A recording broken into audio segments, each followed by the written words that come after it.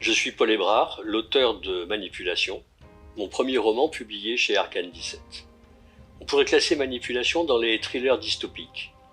Il raconte comment une officine étatique va chercher à transformer l'histoire pour mieux contrôler le présent. Le tout sur un fond de privatisation triomphante de l'enseignement supérieur et de la recherche. À la tête de cette officine, il y a le Vigile, un personnage selon lequel les héros du peuple doivent mourir 2 fois. Une première fois quand on les a enterrés, et une deuxième fois quand on a ruiné leur réputation. Mais les candidats ne sont pas si nombreux tant les révolutionnaires ont été décriés. C'est alors qu'un peu par hasard, on lui présente Sandino. Sandino est un général nicaraguayen qui, dans les années 30, a chassé les Marines qui occupaient son pays, le Nicaragua, sans pour autant prendre le pouvoir et devenir un dictateur. Un très mauvais exemple du point de vue du Vigile pour les contestataires gauchistes qui pourraient s'en réclamer. Mais pas question pour lui de répandre des rumeurs sur les réseaux sociaux, ce serait trop facile. Il préfère à bas bruit trafiquer des publications scientifiques. Évidemment, les choses ne vont pas se passer comme il l'avait prévu, puisque une bande de personnages va s'ingénier à lui mettre des bâtons dans les roues. Je me souviens assez bien de ce qui m'a donné envie d'écrire ce roman.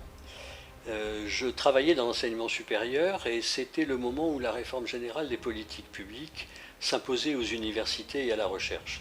En bref, ça voulait dire qu'il fallait faire mieux avec moins de moyens et qu'il fallait trouver des modèles économiques, comme si le financement public n'en était pas un. Inutile de vous dire que la colère grondait sur les campus.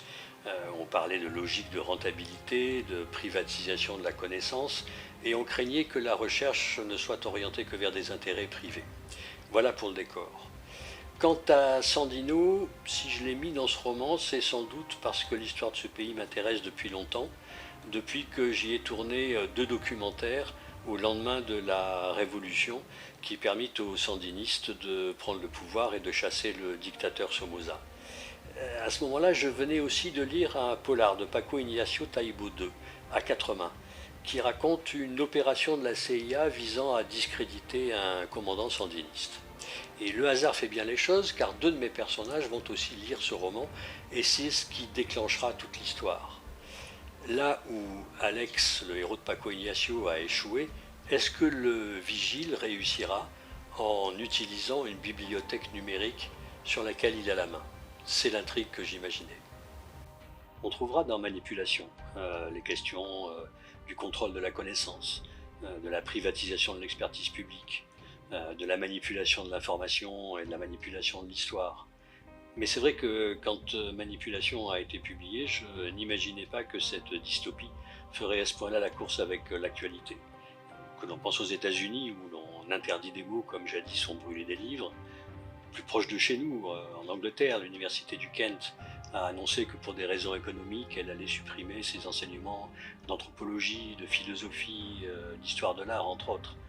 Même en France, la liberté académique est menacée. Quand un Premier ministre s'invite dans un conseil d'administration d'un établissement de l'enseignement supérieur au nom de la lutte contre le fantasme de l'islamo-gauchisme, on a de quoi s'inquiéter. Pour autant que les futurs lecteurs se rassurent, Manipulation n'est pas un manifeste, c'est bien un thriller.